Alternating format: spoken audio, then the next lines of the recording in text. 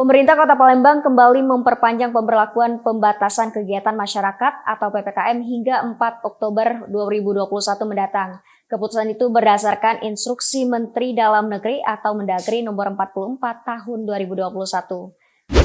Wali Kota Palembang Haji Harnojoyo menyampaikan meski PPKM diperpanjang namun level PPKM untuk Kota Palembang saat ini sudah turun dari level 3 menjadi level 2.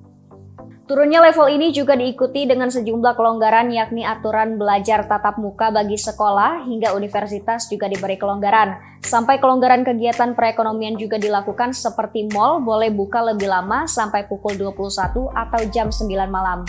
Sementara untuk pasar tradisional, warung makan, PKL buka dengan protokol kesehatan termasuk WFH 50% dan WFO 50%.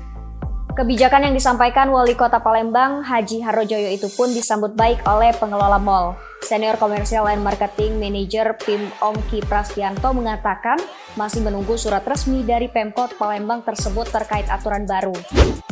Hal yang sama juga disampaikan Asisten Chief Markom Palembang Square Mall. Intan mengatakan bersyukur PPKM di Palembang turun levelnya sehingga berdampak positif bagi perekonomian.